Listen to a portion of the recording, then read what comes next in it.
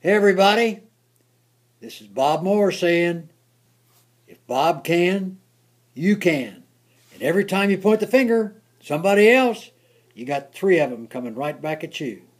Today, I want to talk a little bit about the noggin and a magic word called choose. C-H-O-O-S-E. I choose. I'm going to talk a little bit about willpower versus won't power. I've been reading a fantastic book, third time through it. This is it, called The Slight Edge by Jeff Olson. And in there, he says a lot of great things. Highly recommend it. If you haven't never read the book, get it. Find it on Amazon. Find it with Success Magazine. It's easy to get. It's easy not to get. But I'd highly recommend you get it. As you well know, I've been spending some time in weight management. Since 2006, June 12, I've never ever missed a day of walking an average of 3 miles. That's 7,000 steps, or its aerobic equivalent. As of this morning, that's over 17,800,000 plus steps. Never missed a day. Haven't been sick. Haven't had the flu. Haven't had allergies. Haven't needed to have an excuse of why I didn't do it. I just did it. Since January the 8th, 2012, I've not had but that much sugar drink. I was at a meeting and the refrigerated faucet wasn't working. So the water was kind of stale and old, and I had that much to kind of clear my throat. That's it. Now, the noggin says that it's pretty well evidence that if it's not one of the major causes, it's pretty close to one of the major causes of obesity, is drinking sugar drinks. I don't drink them. I don't drink them. My blood pressure is better. My weight's down between 159 and 163 all the time. I, some time ago, was up to 9 different pills. 3 for my blood pressure and for my prostate cancer dangers. And the rest of them were for things like moving around, like glucosamine and this one and that one and C and D and all that stuff. And I found myself spitting them out. And I started Googling it. Come to find out that pills aren't nearly as effective as liquid. And I really started studying it, and I find out that gals that take x-rays said, oh yeah, I see them in the colon all the time when I'm taking x-rays. But somehow people keep right on selling them. And people that have some sort of an IQ keep right on buying them.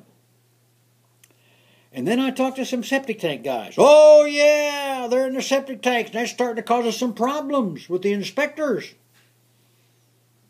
People keep on using them. People keep on selling them.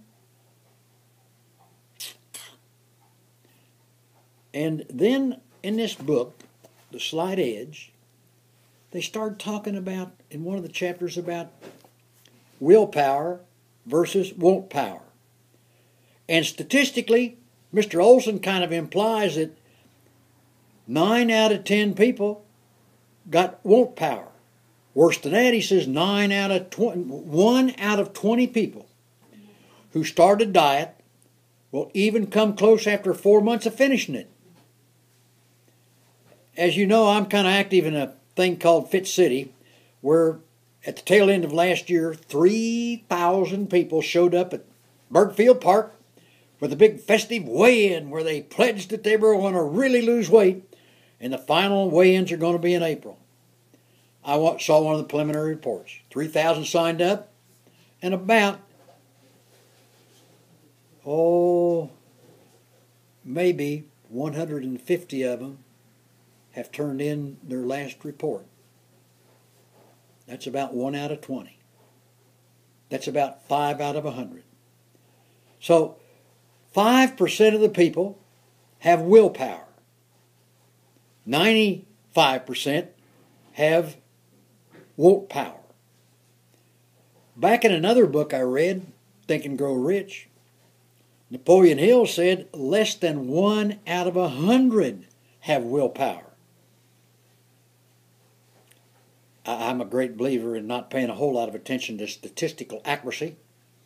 There are fibs and big fat fibs and statistics. To me, statistics only give the trend. But I know in my conversations with people that at least 9 out of 20 don't do what they say they're going to do when it comes to their own health. They got a new label on cigarettes right now. It's really interesting. It says, smoking this cigarette will cause lung cancer. Carrying that a little step further, lung cancer is pretty fatal. So today, I want to talk a little bit about why I do what I do. Most everybody says, here's what I got, here's how it works, and this is what it costs. This is diet time. Anytime around the first of the year through the first quarter, everybody and his cousin in the diet business goes out full-fledged, selling all kinds of advertising, have some skinny person on television say, look at me. And here's what happens. The diet company says, here's what I do, here's how I do it. Y'all need to buy some of this stuff. Let us take care of you. It won't work that way.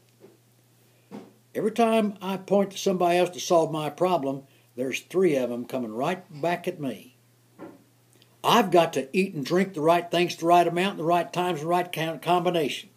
I've got to walk every day. Exercise is important, but walking is imperative. That which is in motion stays in motion. That which is not in motion dies.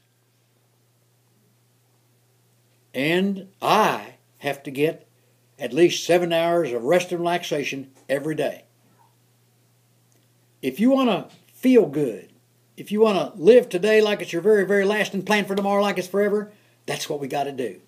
Hey, baby, if that makes sense to you, go tell 2 people. And if Bob can, you can. .com.